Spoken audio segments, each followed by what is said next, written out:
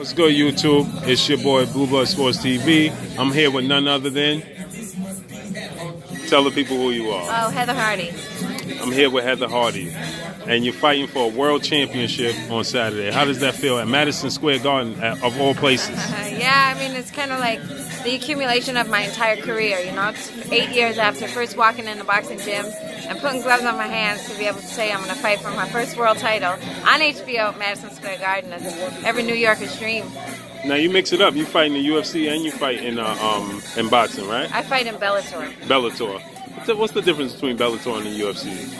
It's like the difference between Matchroom Boxing and DeBella Entertainment. Okay. So that's like someone in MMA saying, "Oh, you fight for Matchroom?" I say, "No. I fight for Lou DeBella." Now, women boxing. You know, I know there's. I was actually talking to Alicia Napoleon not too long ago, and we were talking about the fact that women boxing are not being put on, on mainstream TV and as well as men boxing. What could you do to make that mark, to get, to help give women more exposure? Well, I think that it's up to all of us together. It's up to every female fighter to make a name for herself, to make a case for herself, to be loud, to be vocal, to let everyone know that we're here and we're doing this. It's up to the promoters to promote their female fighters, to sign female fighters, to sign female talent. And it's kind of up to the networks to step up and accept the female talent that's out there. Right. Do you think it's a case of where people just feel like they just overlook women's boxing? Because I just was watching Katie Taylor fight.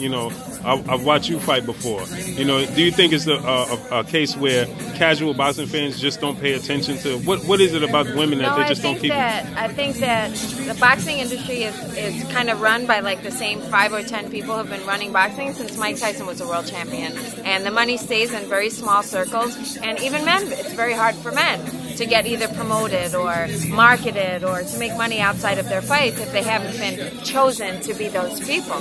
So it's even harder for women because we don't have a foot in the door. We were actually shut out for years just because we were women. So boxing is a very hard industry to make a name and make a living in, as it is, man or woman. Harder for women because of the amount of years that we weren't allowed into it. Right. Bruce Silverglade talks about in the late 90s, he used to have to close the gym and let the girls in at night because women weren't allowed to spar. I mean, that's like, I was in high school then. That's crazy. Right. Now, tell us a little bit about your opponent. I've already fought her before. It was, like everyone knows, it was a really tough, non-stop 10-round action fight. So I don't anticipate much of a different chemistry and feeling and explosive fireworks, but you're going to see a lot more technical boxing. Both of us had 3 weeks to prepare for our first fight.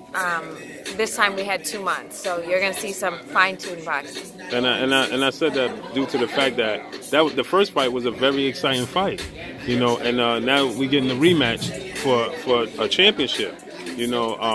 I think that a lot more eyes should be directed to your fight coming up. I think it should be a lot more publicized. Do you feel the same way? Well, it's going to be on HBO, and we couldn't really ask for more coverage than that. So I'm really happy with the way this camp has gone, and satisfied to be able to showcase our talents on HBO. The rest is just getting to Saturday, man. Right. Now we saw just last week, Katie Taylor had a big fight. Did you watch that fight? Sure did. And what did you think about it? What's your thoughts on it? Katie Taylor is extremely technical, fast hands, strong, but Cindy proved to be a strong opponent. I mean, she seemed kind of unfazed by it. I wasn't very offensive in spurts, which could mean anything, right? You don't know what the game plan was. You don't know how her body was feeling before, but she didn't really seem fazed. So that's kind of telling of things, right? And not to look past opponent, not to look past your opponent. I won't look past my opponent. Is that a fight that you would look forward to, though, Katie Taylor? Well, I won't look past this opponent, but I will say that for the rest of my career, we're going one fight at a time. Right. Don't make dollars, it don't make sense. Okay, thank you. I appreciate you. Thank you.